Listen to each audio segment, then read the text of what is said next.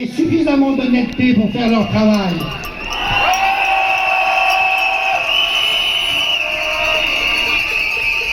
Les masques n'ont jamais servi à rien. Écoutez-moi bien, on le savait depuis des décennies.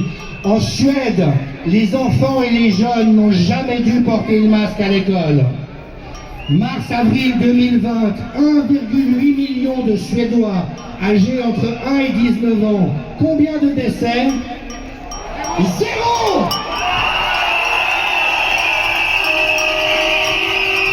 Et les enseignants n'ont pas été plus exposés qu'une autre profession. Le masque contre les virus ne sert à rien.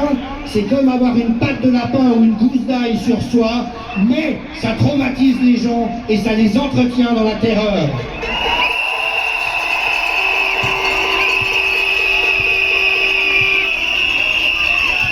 Quelques-uns des meilleurs épidémiologistes au monde viennent de sortir un article dans Newsweek disant comment les autorités ont trompé l'Amérique.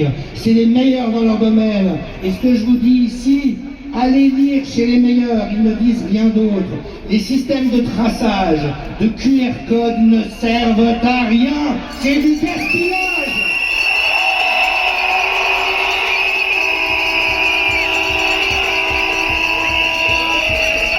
Et enfin, les vaccins qui sont devenus l'objet du chantage de nos autorités ne sont pas des vaccins. C'est une expérience médicale qui est interdite par les conventions internationales sur la population entière, qui ne protège ni de la contagion, ni des formes graves, ni des décès.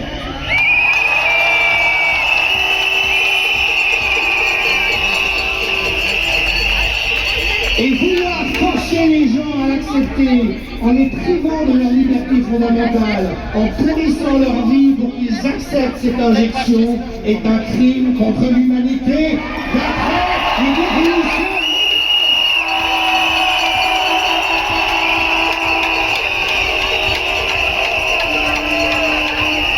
Le code de Nuremberg, mesdames et messieurs, a été adopté après la Deuxième Guerre pour s'assurer que plus jamais une population ou des gens seraient soumis à une expérience médicale contre leur gré. C'est exactement ce qu'on est en train d'infliger à la population mondiale aujourd'hui et c'est inacceptable!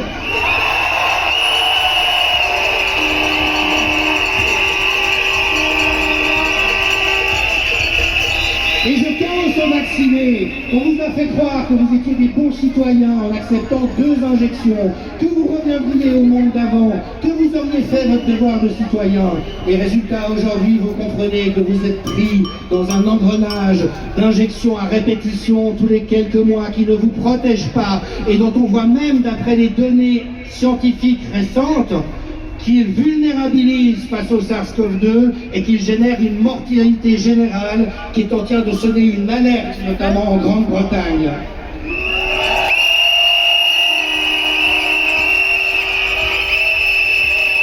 Le directeur du Centre pour le Evidence-Based Medicine d'Oxford dit il y a des dizaines de morts, des dizaines de milliers de morts qu'on n'arrive pas à expliquer ces derniers mois. C'est extrêmement préoccupant. Il faut arrêter de toute urgence cette campagne d'injection et regarder ce qui se passe parce qu'on est en train de tuer des gens qui n'auraient rien risqué avec ce virus.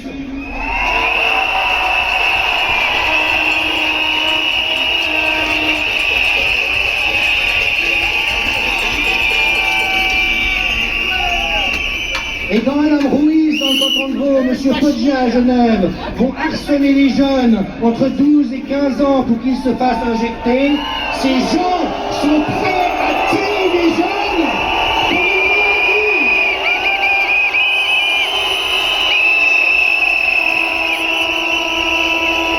pour une maladie face à laquelle ils ne risquent rien. C'est le plus grand scandale de santé publique de toute l'histoire. Et je vous dis, attendez, tout est en train de sortir.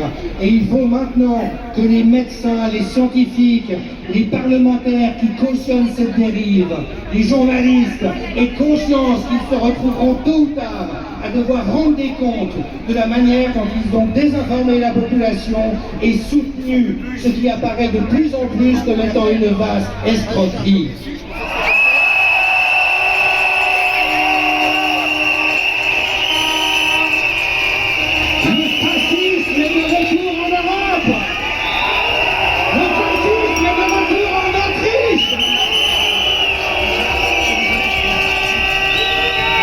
Et j'en terminerai avec ça.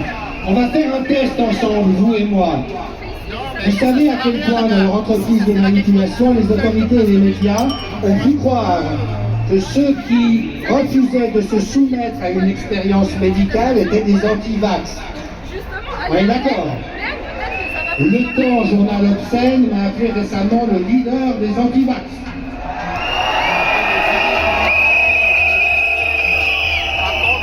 Si vous étiez honnête, vous direz le leader des anti-expérimentations géniques hasardeuses et potentiellement dangereuses qu'on force la population à subir en contradiction du code de Nuremberg.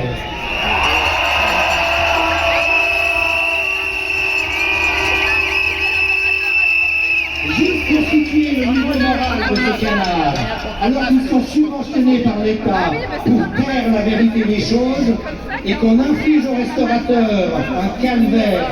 Jamais aucune étude au monde n'a prouvé que les restaurants étaient plus dangereux que les transports publics, ou les commerces, ou quoi que ce soit d'autre. Eh bien, le Temps a fait un article disant oui, ça fait une sélection naturelle parmi les restaurateurs qui se seraient produits de toute manière.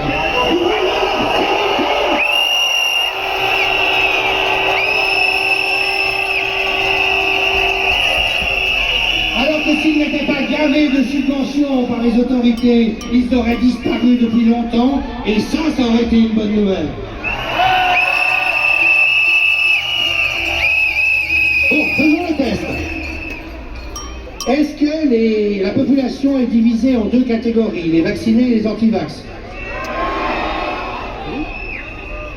Est-ce que les gens sont contraints de s'identifier comme étant l'un ou l'autre, par exemple avec un QR code? Est-ce qu'il y a une discrimination qui commence à être appliquée à une des deux catégories? Est-ce que les gens d'une des deux catégories sont désignés comme étant des dangers? Est-ce que le gouvernement met sur pied des groupes spécifiques pour renforcer les lois de discrimination? Est-ce que le gouvernement diffuse de la propagande pour dénigrer une des deux catégories? C'est pour ça que je dis l'heure est grave, la plupart des gens ne le voient pas, ce sont les 6 premières étapes du génocide, d'après les définitions scientifiques de ces processus.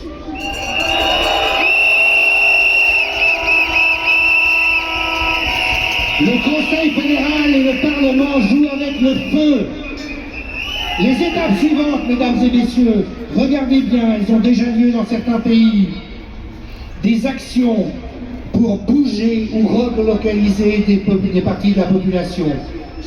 Camps de quarantaine, camps de déplacement, ils sont prêts en Australie, on commence à les voir se construire ailleurs.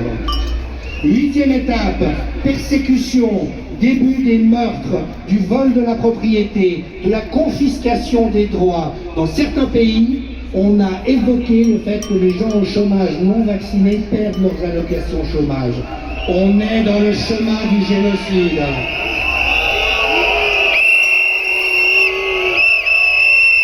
Et les 2 dernières étapes, c'est l'élimination physique des gêneurs et le déni de la gravité des choses.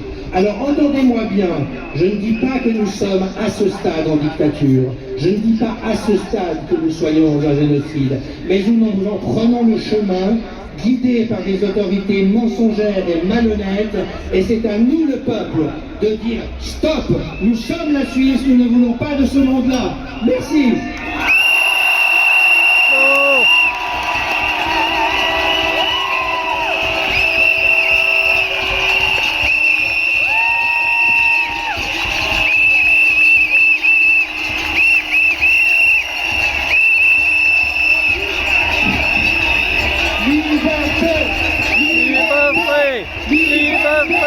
Liberté!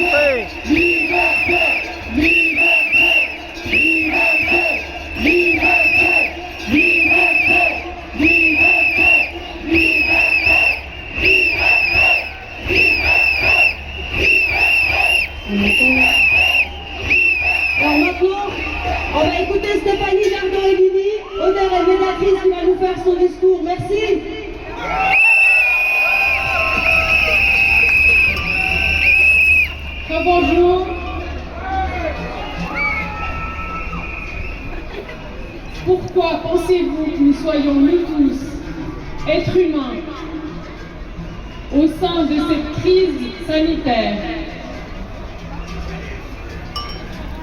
Il y a ceux qui ont peur du Covid et ceux qui ont peur de l'immense enjeu qui se cache derrière.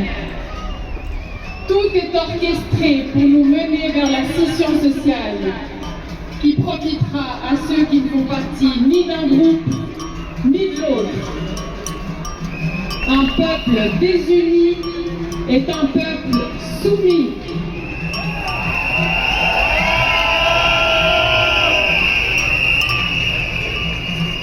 La votation du 28 novembre est une étape essentielle dans notre liberté, mais elle ne constitue pas l'entier du chemin.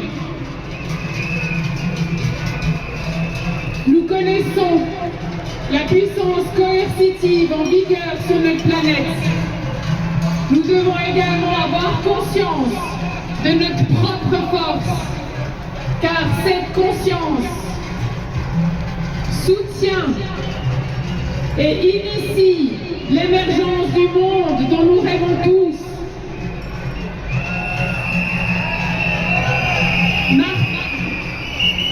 Martin Luther King a entamé l'un de ses discours mythiques par ces mots: I have a dream.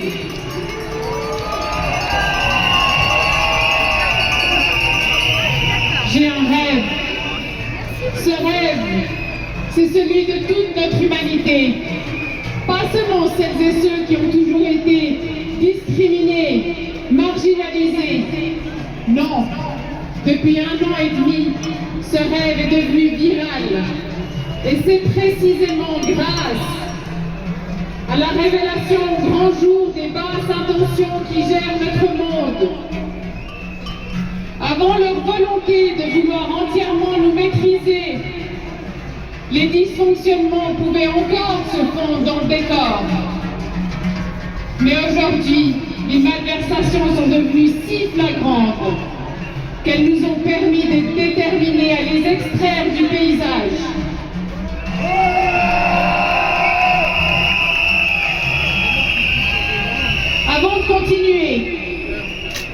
Avant de continuer, je dois vous préciser que ce que je vais vous dire maintenant ne concerne pas les êtres qui ont délibérément choisi de nuire.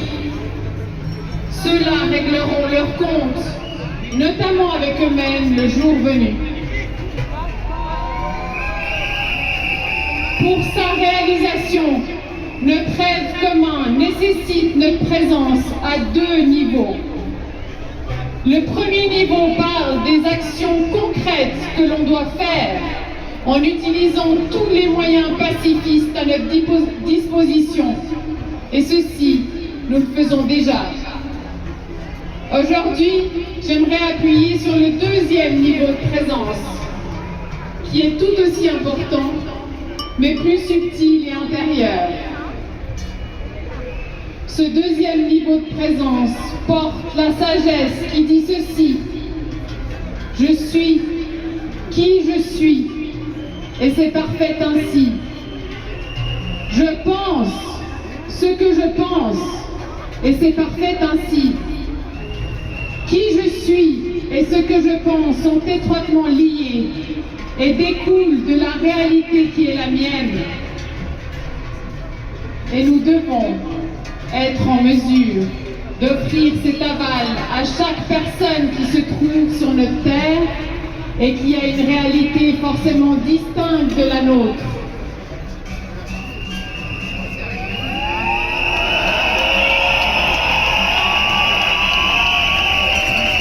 Cela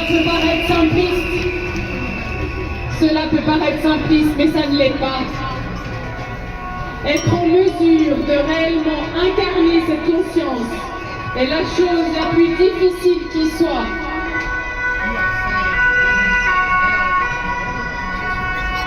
Et selon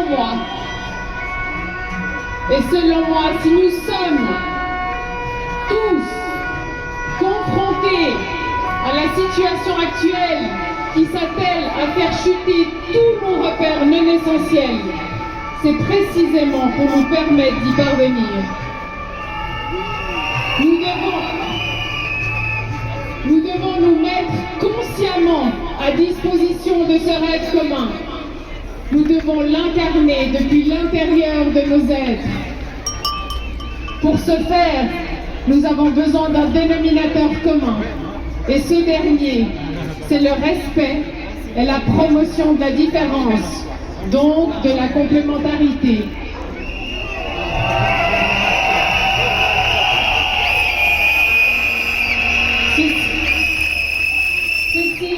Ceci est valable aussi entre nous. Nous qui avons le même objectif, accordons-nous. Nous qui sommes fondamentalement contre la pensée unique. Il est de notre sort de promouvoir une pensée composée jusqu'au bout. Ceci est la réelle ambition. Si nous voulons véritablement d'une société plurielle harmonieuse, ce jour-là, plus aucune force ne nous soumettra. Ce jour-là, nous serons véritablement libres.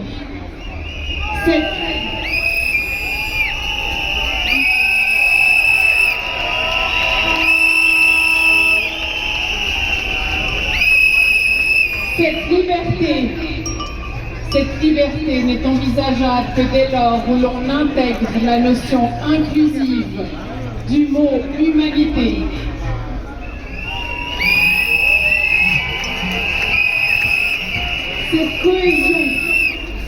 Cette cohésion nous attend depuis des millénaires, silencieusement, et le jour est arrivé de l'honorer par nos attitudes. Je ne prétends pas qu'il soit aisé d'accueillir cet autre qui est différent, qui dit et pense des choses qui peuvent nous paraître contraires au bon sens. J'ai moi-même très souvent beaucoup de peine à le faire. Et lorsque je n'y parviens pas, c'est parce que je ne me suis pas offert l'espace intérieur pour laisser exprimer librement ma colère, ma frustration, ma peur.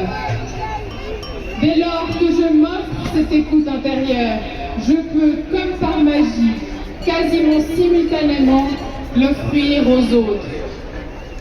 Ceci est la clé et ce n'est pas plus compliqué que cela. Octroyons-nous la légitimité d'être qui nous sommes jusqu'au bout et nous serons alors en mesure de l'offrir également à autrui.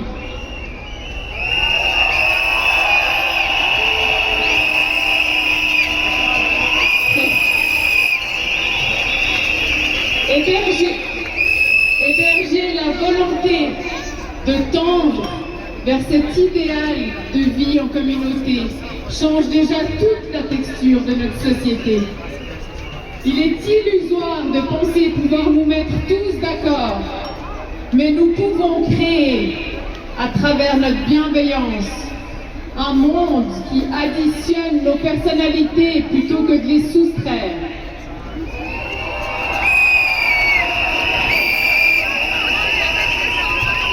Nous pouvons décider de faire ce pas supplémentaire en direction d'autrui, ce petit pas qui nous mène au-delà de soi, dans un espace commun, liant du monde. La bienveillance crée la bienveillance.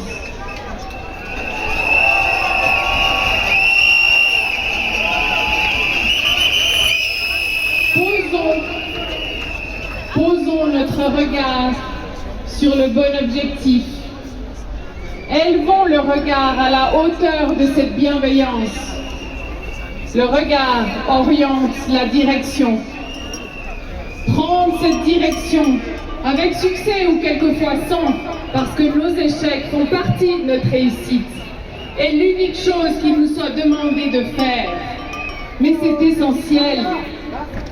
C'est l'impulsion, l'initiation primordiale. Le reste s'opérera à un autre niveau et ce sera beau. Nous sommes ici pour vivre cette union qui finira par tout emporter. Et ce jour-là, nous pourrons véritablement dire nous, ce nous qui découle de la réelle et humble incarnation du je. Merci pour votre écoute. Merci pour votre présence ici aujourd'hui et ailleurs. Merci.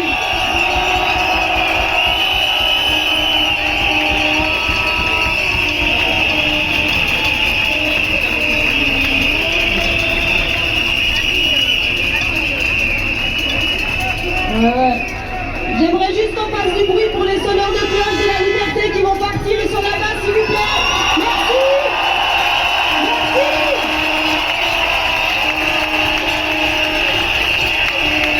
Merci de nous avoir accompagnés.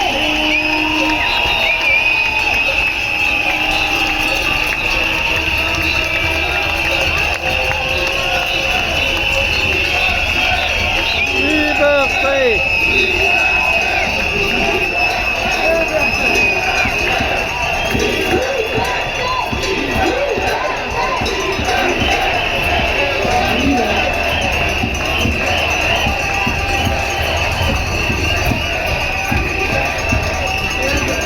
Merci beaucoup.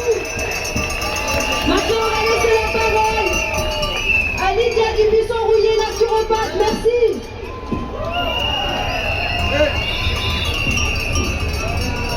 Bonjour à tous et à toutes. Merci aux orateurs qui m'ont précédé d'avoir exposé tous les faits.